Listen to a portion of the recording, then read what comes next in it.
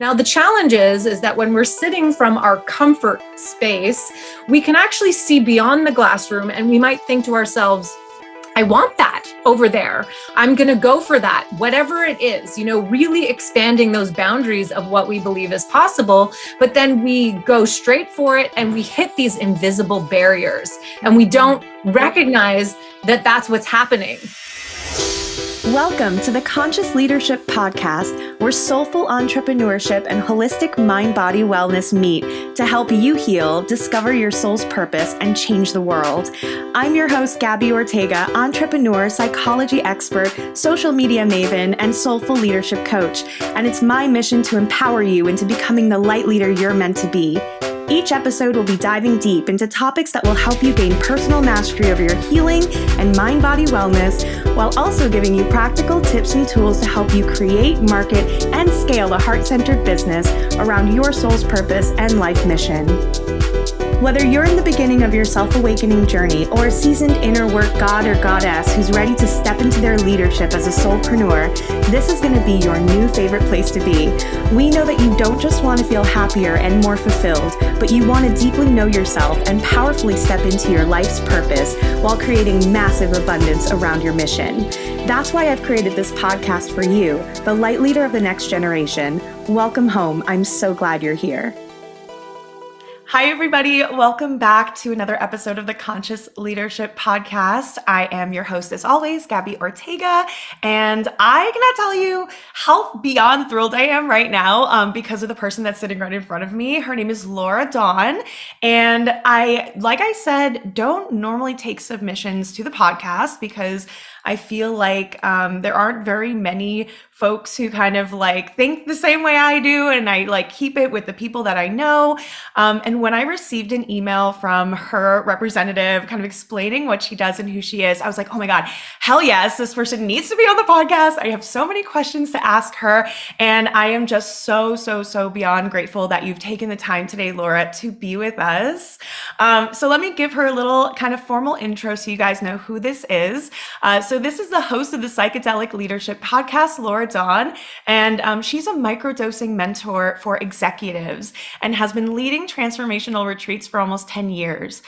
Through her signature programs and retreats, Laura weaves together science with wisdom to teach business and thought leaders, entrepreneurs, and creators how to mindfully explore psychedelics and sacred plant medicines as powerful visionary tools for inner transformation and creative manifestation, and so much more. I am so thrilled to have you here, Laura. Thank you so much for joining us. Thanks for having me, Gabby. It's so nice to be able to connect in this way. And I love meeting other people who just get so jazzed about the topics that I love talking about. So I'm excited to dive in. Oh my gosh, me too. I actually just started kind of experimenting with magic mushrooms and microdosing, and I've been a big cannabis fan for a while, ever since going through my healing journey with PTSD and complex PTSD. So I'm really curious, how did you get into psychedelics? How did you find your way towards and into plant medicine? Oh gosh, such a great question. Well, I sort of feel like plant medicine's picked me, ever since I was a really young girl. So I have someone close to me who's about 10 years older than me. I want to just keep their identity private because of, just the legalities and all the things with psychedelics these days.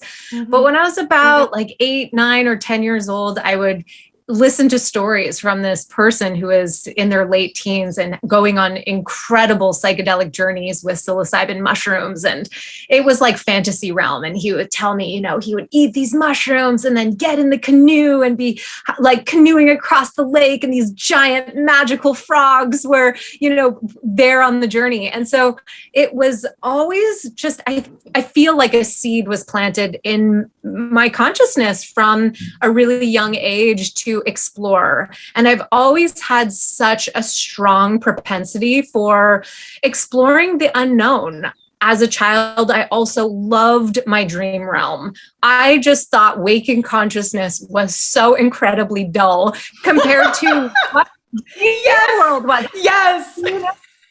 Yeah. And it was so funny because I just felt like the minutes between, recess and lunch, it was just like forever. And I would be so excited to actually go home and be able to go to sleep because I used to fly so much in my dreams. And it was just such a fantasy realm. And I remember as being a child that so much of the lines became blurred. I remember like as I would start getting older, I would have to ask myself, was that a dream or did that really happen? And I would ask my parents that, because I was just so immersed. And that's, really a big part of shamanic cultures is the dream realm. Some shamanic cultures even say that it's our primary experience and that waking consciousness is the dream. And so I've always been drawn also to the visionary archetype. My father was a visionary. And I loved this notion that we could think of something in our minds and then make it a reality. And so I had my first high dose psilocybin experience when I was about 14, 15. So I was pretty young at that time. And, like just most people know that, being a teenager is kind of a rough time. I also struggled with depression and I just had these experiences where I was able to step out of my frame of reference, which actually is something we could talk about and the importance of the intersection between psychedelics and leadership and creativity, because we can allow ourselves to step out of our narratives for a moment.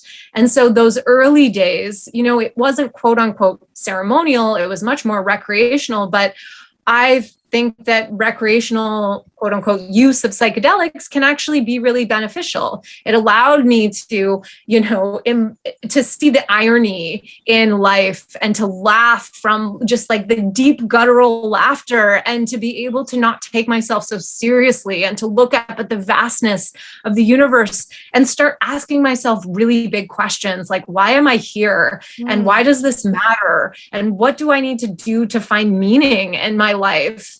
Especially for people who have struggled with depression or addiction like I have, these are powerful questions to be asking ourselves to help make something of our lives. And so, it's been about 22, 23 years, since I've been really just deep immersed on the psychedelic path. And it's really allowed me to cultivate outside of the box living, and that's what I think is called for this time for the leaders of our time. I think psychedelics and plant medicines can really show us the way to live and lead outside of the box. And I think that that's exactly what we need right now.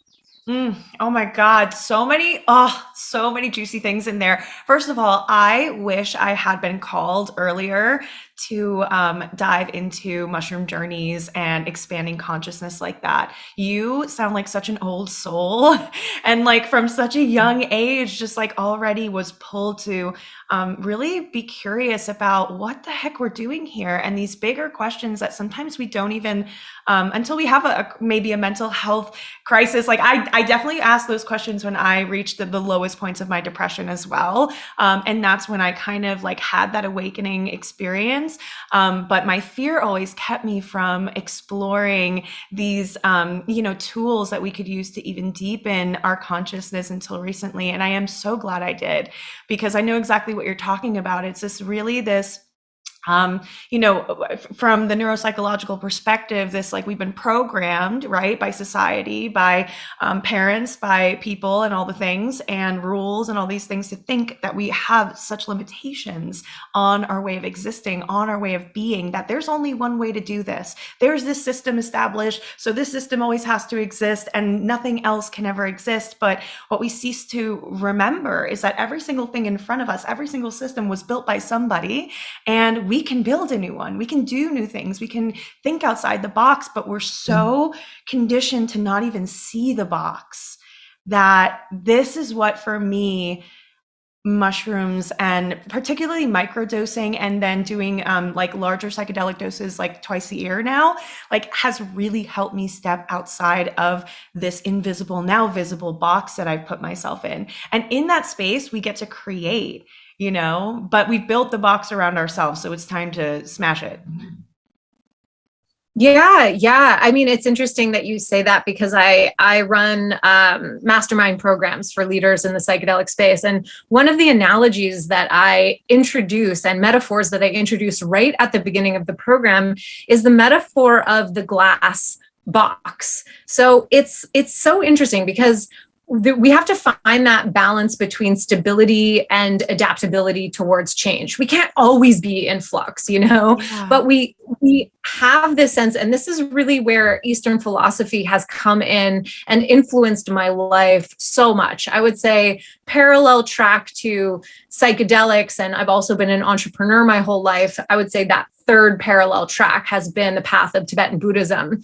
And so in these teachings, they really point to this notion that we're always looking for solid ground to stand on, that we cling to our identity, our beliefs, what we believe to be true, our narratives about reality. We cling to people, to places, to our homes, because inevitably we're afraid of making peace with impermanence, which is a fundamental truth of reality. So the fundamental notion of what this reality is, especially when we start looking at it on a subatomic quantum level, is that everything is energy and we're made of energy, but yet we're so afraid to live into that narrative of letting go of sort of the shores of safety. So we're kind of always clinging to the shores. So this metaphor of being in the glass box is that we try to, get the king size bed, let's get extra pillows, let's get as much comfort as we need. Let's, get the Netflix subscription. What's the solid ground that I can stand on, and all the ways that I can cover over those layers of this primordial discomfort that lives within us, that knows that we are also impermanent and we are also going to come to pass.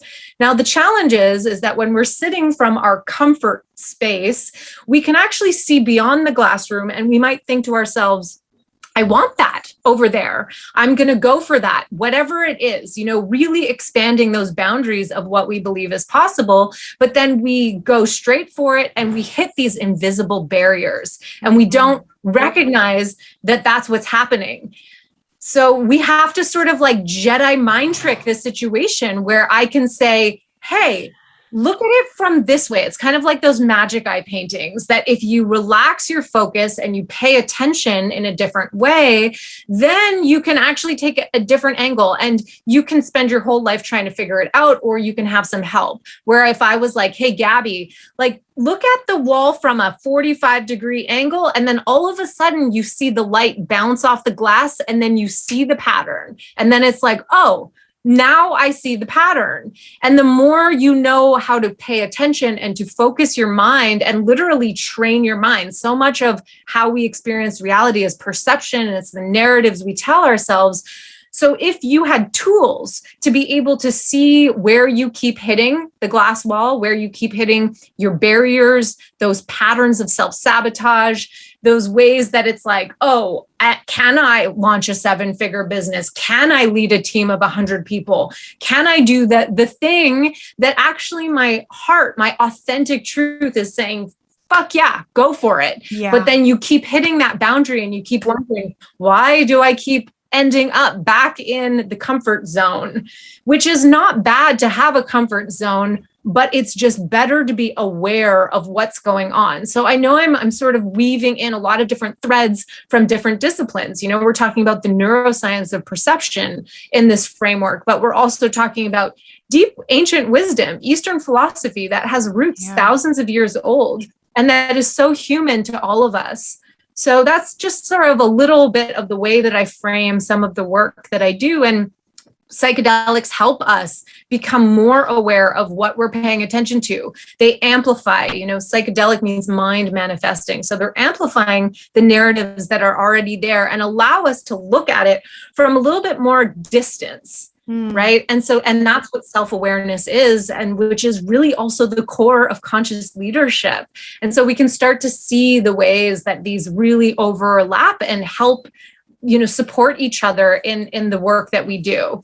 Oh my God, you are speaking my language right now. I love that glass box metaphor. I've never heard of it.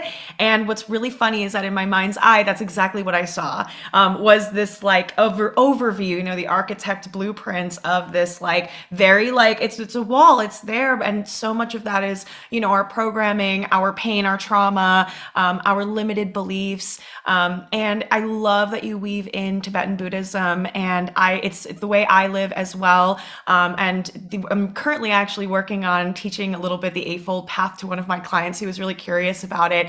And like one of the things that freed me was this idea of everything is about our perception. And perception, there's no like one reality. It's all about how we perceive it to be. And when we give ourselves the freedom to kind of see what actually, like you said, soften your gaze and actually see what else exists around you, you can find new ways of being. And through these new ways of being, live more authentically. And what I think, is beautiful about that is then like when we're living authentically, our what we do for work or how we show up in the universe, like we're contributing to that evolution. But when we start to live limited by the programming we have and we live inside of that safe zone, and we live inside of like the creature comforts and what we're told is like what would make us happy, like most of the time, in my experience, you find out at some point that you're not totally happy. That I think that we all have some level of awareness that we're in a box until we figure out how to break free from it. So what would you say? I mean, I know obviously psychedelics are one way. Are there other ways, or are there other examples of ways that people, have like kind of started to expand their perception through meditation, of course, and other things? Yeah, I mean, let's go into it. Let's take this to a whole next level of understanding. So before I get there, let me just say that my perspective is that if we combine psychedelics and plant medicine experiences and leverage those windows of heightened mental flexibility with what we understand about set and setting, which is, setting is easy to understand. It's the environment that we're in. And then set, in the psychedelic literature mostly refers to mindset. But I just recently had this great conversation with Dennis McKenna about this. For those of you listening who are, aficionados on the psychedelic path, Dennis is Terence McKenna's brother. And Dennis is a genius. And we just had this beautiful conversation about set and setting for my podcast. And so set is really the totality of who we are, right? It's our intellect, our beliefs, our perceptions. It's all of it. And so it's really interesting because, I'm sure, Gabby, have you heard of reference Yes. to set and setting? Yes. Okay. So just in case, though, for people who are listening who aren't totally aware, a lot of people say that, 99% of the psychedelic experience is influenced by set and setting. So Timothy Leary is credited with saying that. So if you have a psychedelic experience where you're on a therapist's couch versus Burning Man versus drinking ayahuasca in the jungle, these are very different experiences. They're going to have different outcomes. If you're in a safe setting or an unsafe setting, these are going to have very different outcomes. Now, it's so interesting because it didn't really occur to me until recently that set and setting it's us in our environment. Of course, it's going to be 99% of our experience because it's really 99% of our life, of how we experience our lives. And so when I look at that research and start looking at the conceptual framework around set and setting, it's about leveraging what we understand. And what we understand about the psychedelic experience is that it amplifies what's already there. So when we start talking about how do we weave what we understand from ceremony into the ceremony of our everyday lives, that's why plant medicines help us sort of, quote unquote, get our acts together. We want to build altars in our spaces. We want to, keep our space clean and organized and beautiful and really embody what it means to walk the path of the beauty way. And now within my frameworks that I teach, we have set and setting, and then we have the space in between, which is how we move in the space. It's how we interact with the ceremony of our everyday lives. It's ritual, it's consciousness, it's relationship, it's embodied cognition. There's really a lot of depth there. So just wanting to give that sort of preface. And so my framework is, how do we leverage what we already understand about set and setting and create training so that we can leverage those psychedelic experiences and combine it with training so that we can effectively become more heart-centered, visionary, creative leaders who are really in alignment with our authentic truth. So all that being said, let's take it to the next level of when you're asking me, okay, well, how do we leverage what we understand? And so I'm such a big believer that when you understand the neural underlying mechanisms for which psychedelics work, for which perception works, that's why I have a whole module in my program that's about the neuroscience of perception, you can actually leverage that to combine it with modalities. So you jumped to, meditation and what are the other things, but there's a whole area that you can cover before getting there, which is understanding. It's knowledge combined with wisdom and experiential embodiment. But when we can leverage knowledge to influence and catalyze transformational experiences. So when we start understanding the nature of perception, we can start looking at, for example, in any given moment, we're exposed to billions of bits of data. Okay, so we, as Aldous Huxley referred to it, the reduction valve. We have mechanisms that allow us to navigate this reality. Otherwise, we would just be in sort of a real-time psychedelic experience all the time because there's just so much data overload. And that's what psychedelics actually do. They help us open up the reduction valve so we do receive more information. And that's why psychedelic experiences can sometimes be a little overwhelming. But in normal waking consciousness, the thing is that we're exposed to so much data, so like 4 billion bits by some accounts, but we only process about 2,000 bits of data. Now, this gets really interesting when we start asking ourselves, well, what are we paying attention to? And so there are a few categories that we can look at. We pay attention to salient things in our environment that help us survive. So, big red flashing light, we're going to pay attention to that. Our salience network picks that up.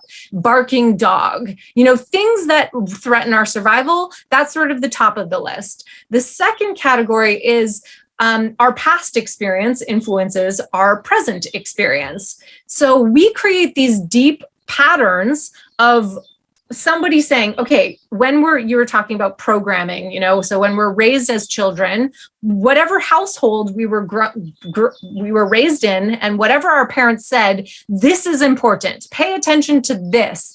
That creates deep hardwiring in our neurological systems. And we basically see what we believe. So we learn by association. It's easier for me. So let's say my parents gave me the belief that money is hard to come by. That was programmed in me in the first 7 years of my life, which that wasn't a belief for me personally, but I know for a lot of people it is. So I'll use that as comes up a lot with my clients. Yeah. So it's easier for the brain to seek out information. So it will hone in on those 2,000 bits of data to confirm what we already believe to be true rather than look for new information. So when we start to understand that this is me saying, Gabby, look at the glass wall from a 45-degree angle so that you can see the light glint off of it. It's really effective. We learn through metaphors and analogies. So if I train people to say, this is how perception works, start paying attention to the patterns. We're developing metacognition here. We're developing a greater sense of awareness. We're starting to enhance pattern recognition, which first of all is an effect of psychedelic experiences, heightened pattern recognition, hyperassociation. That's amazing. And also it's a part of creativity. Creativity is recognizing patterns in our environment. So if we start to say, oh, I keep out of all of the bits of information, so it's like we're in this field of unlimited possibility, but yet I repeatedly focus in on that one thing. And of course, the negative, that what we know in psychology as the negativity bias, of course, we're going to pay attention to the things that aren't going good, that aren't working, all the ways that we are having the challenges and problems in our life, because that's just our survival based mechanisms at play. And so when we start to understand that, we start leveraging tools. Then we start leveraging those tools and we combine it with microdosing, with meditation practice, with ways that we can really enhance our self-awareness. And this is the foundation. It's the foundation of all the programs that I teach. And it's also the foundation of all the work that I do with leaders and executives. And it's incredibly effective. So we have to understand the base underlying neural mechanisms. And when I start talking about the neuroscience of perception, I can tell you it is an incredibly deep rabbit hole to go down. But it's so exciting, you guys. Like, it's go down that rabbit hole if you find someone or work with Laura, because it is so worth it. It's scary, but it's pretty powerful. Right. And the key, I'll just leave your listeners with this, and it's so profound and so simple. And it's been years and years of my life of really processing what this really means. But when we look at different models, like, for example, Robin Carhart-Harris is sort of like very famous in the psychedelic research space. He came up with the rebus model that lends a credible theory for what's happening with the psychedelic experience. And the rebus model means relaxed beliefs under psychedelics. So we have these experiences where the rigidity of what we believe to be true is relaxed. And based on the current conventional wisdom of models of consciousness, because, as smart as we are, we actually don't have this is how consciousness actually works. We just have theories. And one of the main theories is the Bayesian model of the brain and predictive coding. And that essentially says that we see what we believe based on past experience. So that's how the mind is constantly just making assumptions about reality.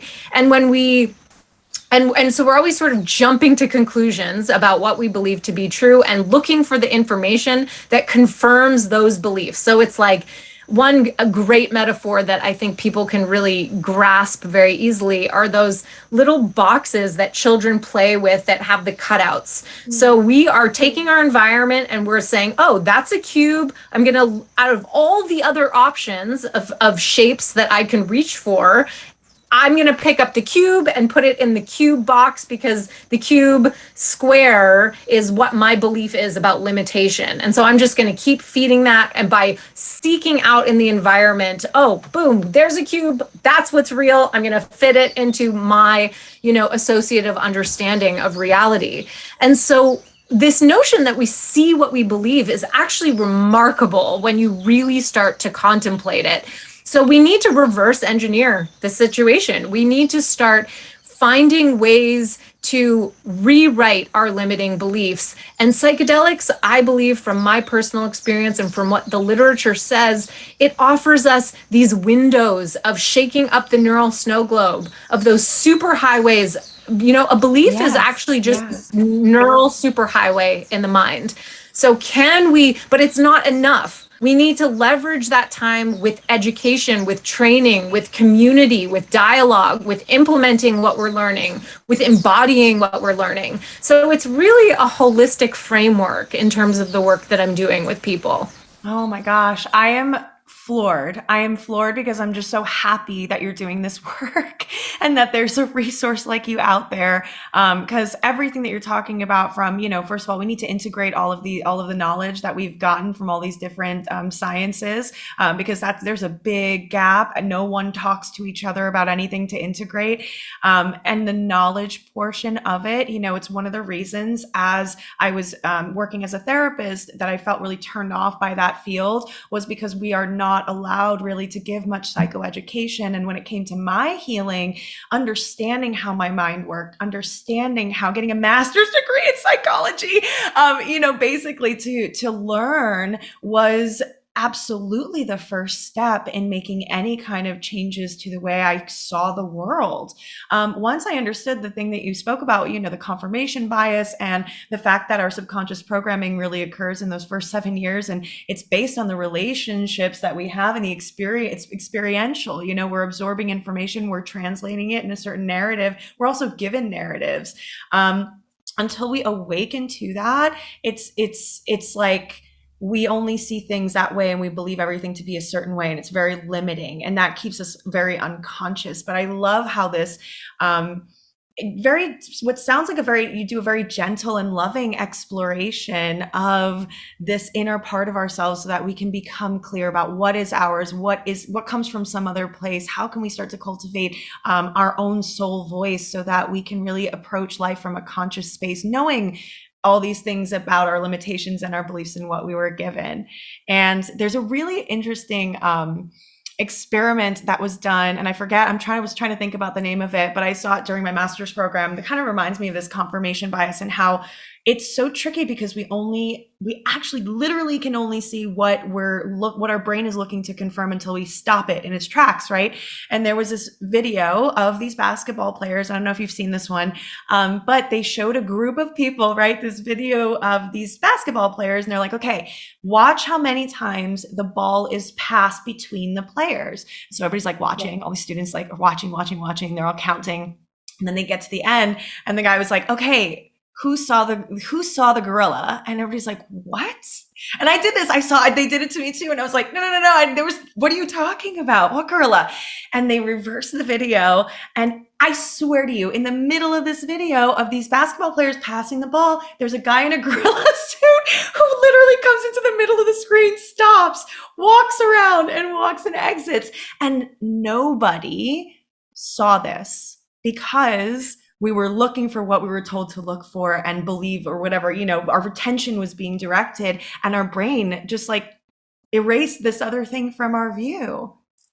Yeah. And I love that you're referencing that. And so just a small correction and so for people who want to see it, they can just Google the gorilla experiment. I also reference this in my program.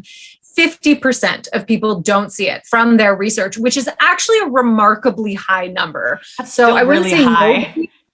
But yeah, that still points to a very high number of people who completely were oblivious to that. And so even that number right there is a testament to. I'm scared that the whole room I was in was 100% though. I got to think about that. Wow. Yeah. And that also points to so many different subtle cues. Like, how was your group potentially primed to watch that? One word, like experimenters can shift one word between two groups and can have a huge effect. And priming and cueing the brain is actually something that we take advantage of when we start looking at understanding set and setting and how to it positively influence the psychedelic experience and our microdosing experience, like understanding placebo, for example. But the ways that the brain is primed, that could have been a reason that maybe in your group 0% of people, saw the gorilla. Yeah, no, it's not just a lack of intelligence, hopefully, or lack of perception. Oh man, this is so interesting. So in your like the course of your experience, because you've been doing this a while and working with folks in this way for a while, like what are some things that have surprised you? Has there been anything about like your journey and working with people that's been either surprising or just like, I don't know, that stayed with you? I mean, I feel like you cannot be paying attention to what's going on the planet right now and how people are treating each other and not be surprised. Yeah. And so I would say one thing that I do find surprising is that there is a lot of judgment that gets hurled around in the psychedelic space, in the plant medicine space. And I also understand it. It's surprising. And when we start talking about, cultural appropriation and topics that people feel really, really passionate about, it's less surprising because there's a lot of deep ancestral wounding there and a lot of trigger. Yeah. And so, but the encouragement is to and really from some experiences that I've had, I've really allowed the foundation of my whole brand of psychedelic leadership to be rooted in authentic truth and communicating from a place of kindness. And I think we're all, having to face our truth right now on a lot of different levels. It's kind of staring us in the face. And I actually just interviewed this incredible elder grandmother Jyoti, who is one of the founders of the 13 Grandmothers. She is just amazing, the Indigenous Council of 13 Grandmothers. And she was talking about that this time is this time of reckoning with our truth. And the truth is really staring us in the face, and we can't actually go around it. We can't avoid it. We can't even go through it. But what we have to do is feel the truth. And then she goes on to say, that it, and then the instruction is not to hurl your truth at other people, but it's just to quietly walk in humility, in alignment with our truth, and take a stand for what we believe to be true without trying to convince anyone of anything, right? And that's a lot easier said than done. I know. I was like, that is a test, to really just like keep your eye kind of 2 steps ahead on where you're taking your journey and not feeling obligated, or even like you can or should bring anybody into theirs. I think there's a beautiful thing in leading by example and embodying what it is that you want for the world. And every single day that I'm alive on this planet, I'm like, every choice that I make, I'm like, how can I make this a choice that's going to reflect who I am at my highest self, why I'm here, and hopefully inspire someone into maybe taking a step into their own expansion. Because truly, in my experience, even in the therapy space or the healing space, you can't force. So many of us want to bring along, right, our partners, our friends, our family, and on the consciousness journey as well. Like, you lead by example, like you inspire by example. So if you're like listening and you're like, oh my God, I want to do this, but like no one's going to do this with me, just do it yourself. Yeah. And there's like this other real key distinction that's really come through for me in these past maybe 6 months, has been around this notion that, because I guess witnessing a lot of anger, I channel different emotions. I've been sort of moving through my own grief portal as I've been moving through major transition in my own life in the past couple of years, but I've never really felt like a lot of anger. So I started noticing that I had some judgment towards people who were so angry, social justice warriors, calling it sacred rage, and starting to have a lot of empathy for how much anger is being felt right now. And the key distinction that really came through for me, and I think it was through Brene Brown's work, and then I started Mama Brene. Oh God, who doesn't love Brene? I mean, she's just so amazing. She's actually like my guiding, my North Star. My mantra is, I want to be the Brene Brown of the psychedelic space. I say that to myself every day.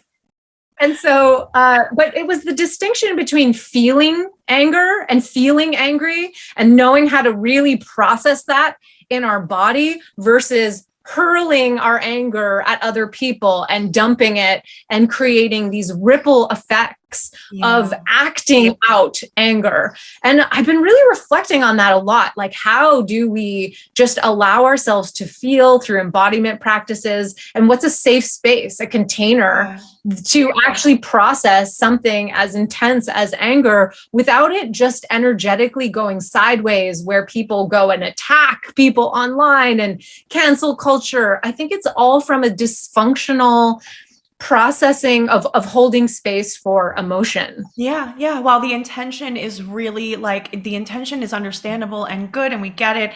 It's also, in my opinion, we are all self-responsible, and we're all responsible for the collective experience. And the best thing is ask yourself, what do you really want?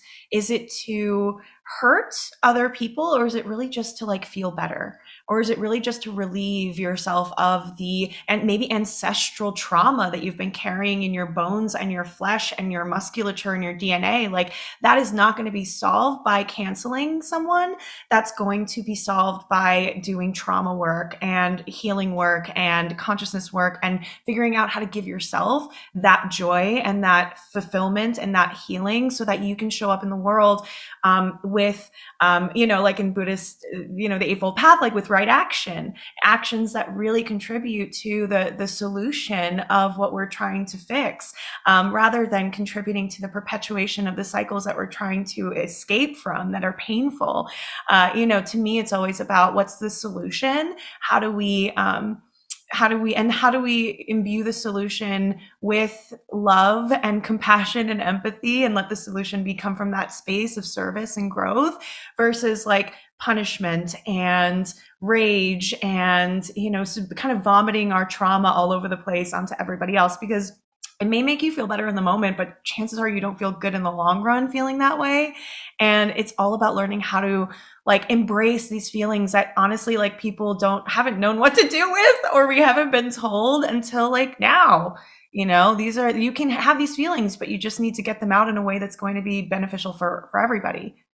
Yeah. Yeah. And it's so interesting, this is a conscious leadership podcast. So let's just talk about that for a second. In the past 2 years, I've been really steeped in leadership training. And so, I've been running retreats for 10 years, but as soon as COVID hit, I was like, okay, this is going to be a minute. So I actually jumped on the opportunity to go back to graduate school, which I'm completing my master's in science in May. And I'm in a program called Creativity Studies and Change Leadership. So I'm essentially getting a master's in science in creativity and leadership, and I'm focusing all of my studies on that intersection with psychedelics. And so it's been interesting to really dive deep into the literature around leadership training. And one of the most obvious things, and it's so funny that, this is like revolutionary in the past, 10 or 15 years of leadership development, is that the core of leadership is emotional self-awareness.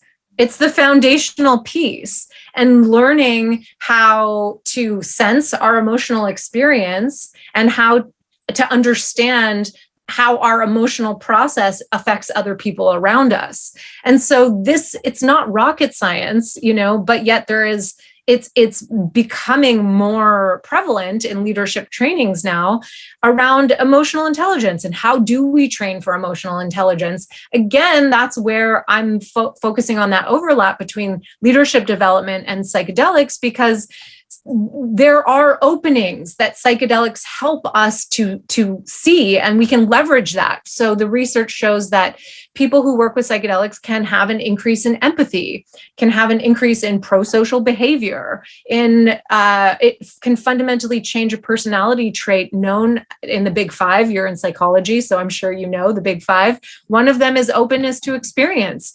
Past 30, we tend to close and become more rigid about what we believe to be true, as we've been sort of speaking about this thread weaving throughout this conversation. But it can allow us to increase our introspection. And so we can combine those experiences with leadership training. That leadership training is essentially a big aspect of it. I mean, of course, you need to have your hard skills in place, but soft skills are what's really important. And we haven't been taught those soft skills. It's not what we're taught in school. We aren't taught how to sit in the middle of discomfort. Eastern philosophy, Tibetan Buddhism, has many, many, many detailed instructions for how to sit in the middle of the discomfort, and it goes hand in hand with the psychedelic experience. You don't work with ayahuasca for a decade, for example, without getting an advanced training in how to sit in the middle of discomfort, how to make peace with the fundamental truth of reality that everything is shifting and that there is actually no ground to stand on. And so when we combine those teachings, I love the teaching of groundlessness because it's been so applicable in my life, in my everyday life. And we start to recognize that we don't need to be afraid of it, that we can actually leverage it, that that's what it means to live life in flow and to leverage the movement of energy. and to enjoy the ride rather than do everything we can to resist the ride.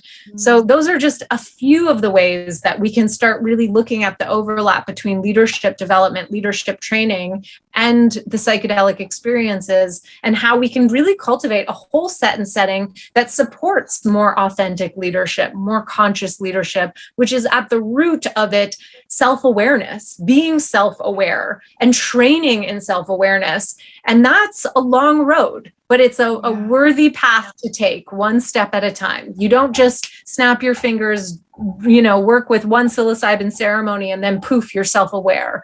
We all have blind spots. We all have shadow work to engage in. And that's why community is also really important. Oh, yeah. Community, incredibly important aspect of the conversation as well, and how we give and receive feedback. Oh my God, such important points you're making, and so much information here for everybody to soak in. This is such a good conversation. I'm so glad we're having it. I think the kind of final question I have is, with all of this work, right? What is the vision that you have for the new Earth, kind of the updated 5.0 Earth? If everybody was to go through this training and everybody was to grow these emotional awareness skills and have leadership training and all of these things, like, what do you imagine the world would look like? Fundamentally different to what it is now. I'm pro technology. I want to actually just share a very personal vision that I'm holding in the way that I am doing what I can to directly contribute to new models. So I'm working on launching a nonprofit. We're going to be launching in the next couple of months, called Grow Medicine. And so we're building an app that I really do believe is going to make a big impact in medicine culture. Because one of the things that's happening is there's a huge increase in demand for plant medicines like iboga, 5-MeO-DMT through, toad. And so helping to educate people that, every time you sit with ayahuasca, someone cut that vine and that takes 10 years to regrow. And not only that, but that medicine comes from an indigenous culture that's rooted in ancestral wisdom. And so you can open the app after you sit in ceremony, for example, you click on the button of the medicine you consumed, and it goes towards a partnering organization to give back. The long-term vision is that we're looking at new economic models that are rooted in regenerative community design and what that really looks like. And so I personally believe that psychedelics can help us step out of our frame of reference long enough to help us come up with novel ideas to the challenges that we face. And so I do believe that it is possible. And that's why I work with, very high level people and change makers who are visionaries and who are pushing those boundaries of what else is possible, innovative discoveries. And I do think that psychedelics can help us on that level, but on the everyday level for anyone who's listening to say, okay, how can I live in alignment with my authentic truth? And what does that look like? And sometimes those instructions we receive from spirit, from our higher self, from plant teachers, whatever you want to call it, is not always easy to follow through on. It's not always easy, but this is this time of reckoning that we do have to make peace with our truth and discover what our truth is.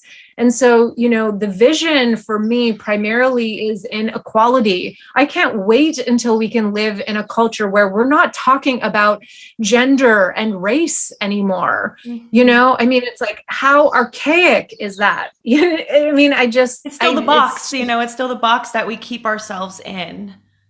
Yeah, but we need to go through these conversations right now. And so, I'm ready to not bypass it, but to move through it. And collectively, let's bring all of the voices to have a seat at the table and do what we can to influence change. So, there are many, many, many different levels that can unfold at. It can be the way that we choose to talk with someone who has a different belief, a different opinion, without getting triggered, without, attacking, without trying to convince. That's a very fundamental way, a very implementable way that people listening to this can actually practice, and it's a lifetime of practice, not getting defensive, not putting up those walls, but open mind, open heart. Can I stay centered? Can I stay literally, physically, and metaphorically centered in a calm way with an open mind as I'm listening to someone else express what's true from them without trying to convince anyone of anything? Work on that. That will take a lifetime of practice. So start today. Yes. Oh my gosh. I love that. You guys, you can check her out at the Psychedelic Leadership Podcast. I am ready to go binge every episode. I'm so excited to dive into that. And I will put all of your contact information in the show notes. So you guys go check out our coaching. If you don't know where to start and you're looking to jump into this consciousness work, incorporate psychedelics, you really know education is so important to you and knowing what you're doing, go get knowledge from Laura and check out everything she has going on. And thank you again for really sharing your wisdom with us today. I'm a nerd in all the best ways, and I absolutely love nerding out on this specific topic. And I really hope that we can, talk more in the future. Thank you so much, Gabby. I love nerding out in all the fun ways too. So anytime we could just keep diving in, keep going down the rabbit hole. So thank you so much for having me on your show. It's been a pleasure tuning in with you. Thank you guys. And thank you. We will see you next time. And if you have any questions, feel free to send either of us a message and tag us on social with any of your takeaways from this episode. And I hope you have the most beautiful rest of your day.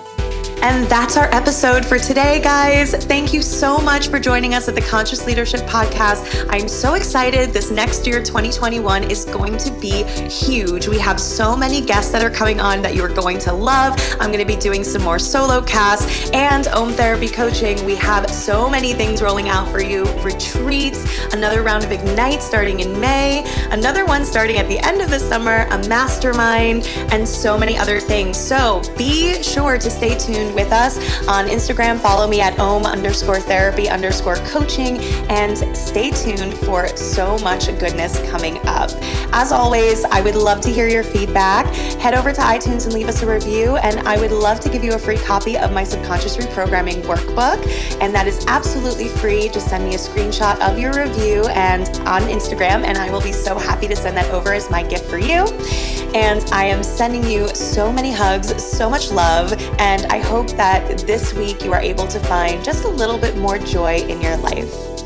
Have a good one, guys.